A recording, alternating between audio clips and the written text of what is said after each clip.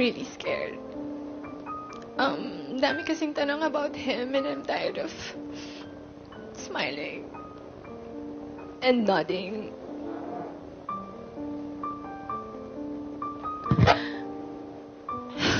I'm so scared because if I announce it, then it's real.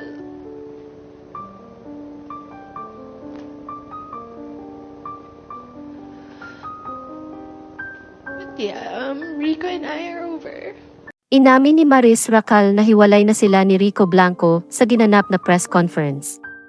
Naiyak si Maris habang nagbabahagi siya tungkol sa pinagdadaanan niya, ngunit nilinaw niyang walang kinalaman ang kanyang love team partner na si Anthony Jennings sa kanilang paghihiwalay. Hindi raw naging madali ang kanilang pag-uusap, ngunit kahit hanggang sa huli ay naging maayos at marespeto ang kanilang paghihiwalay. Nabanggit niyang ilang linggo na ang nakaraan nang magtapos ang kanilang 5 taong relasyon. Hiniling ni Maris na huwag i-bash si Rico dahil anya, wala itong kasalanan sa kanilang paghihiwalay. Sunod-sunod na ang naging tanong tungkol sa buhay pag-ibig kaya kinalaunan ay inamin ni Maris ang tungkol sa kanilang paghihiwalay.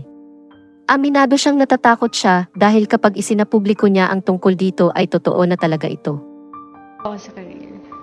So, mas priority mo pa rin yung career. Pero do you see yourself ending with Rico?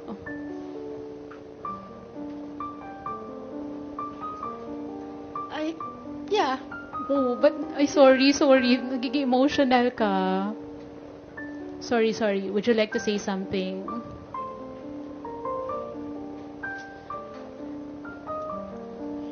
Can we request for tissue paper, please? Yes. Thank you. Yes, I will get it from here. Okay. Maris, have some. There.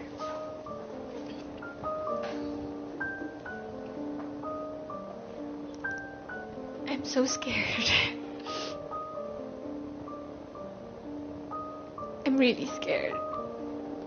Dami kasing tanong about him and I'm tired of smiling and nodding.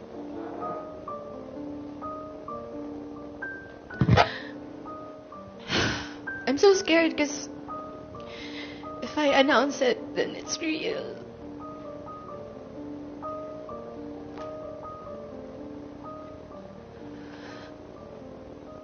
But yeah, Rico and I are over.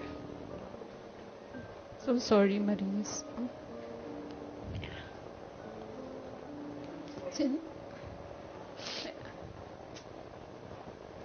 Okay lang bang mag-share ka, Maris? Kasi parang emotional ka. It's fresh. It's been a few weeks. Loneliest, emptiest weeks I've ever experienced in my life. Yeah. So, I know, may pinagdadaanan ka nga. Pero paano ka nagko-cope up ngayon?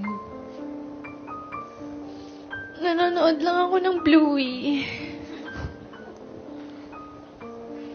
Ayun lang. Well, walang nagtanong, but, nangyari? Oo. Well,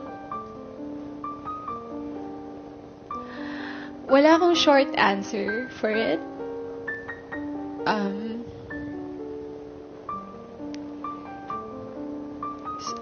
Hindi ko rin siya malabas ng isang statement lang kasi hindi ganun kadali. Sobrang complicated niya na situation.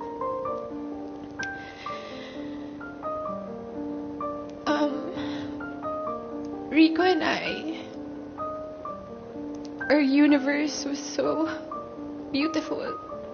It was so full of love, laughter, music, everything. It's spontaneity, everything. Sa 5 years namin together, we were always on the same page. Always on the same page. But I don't know what happened to me. Maybe I turned to the next page and saw a new perspective sa life. I had visions of who I want to become, how I want to evolve. I'm so curious about the world.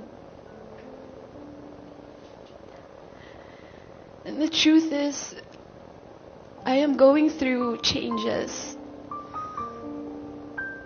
And alam naman natin yun, change is either good or bad. But what I hate about change is that it's inevitable.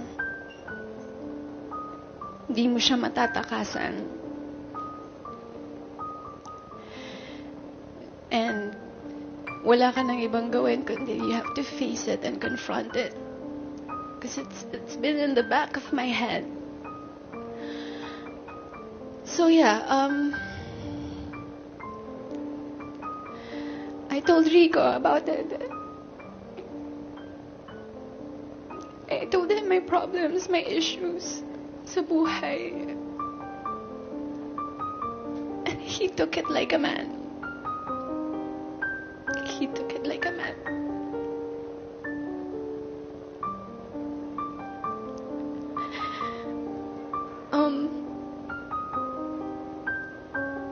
It was a very difficult talk because I love him so much.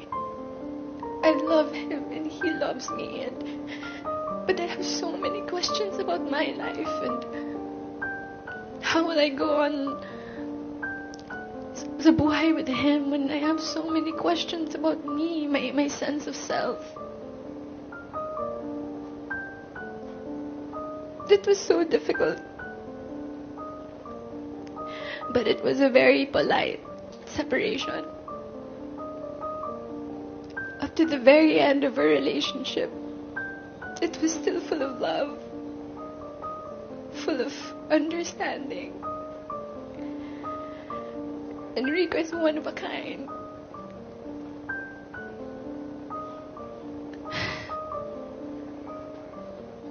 If only I could skip through my 20s, you know. But I can't. I have to face it. I have to sit with my feelings and acknowledge my changes. Ayun lang. Ako sorry to hear that, Marie.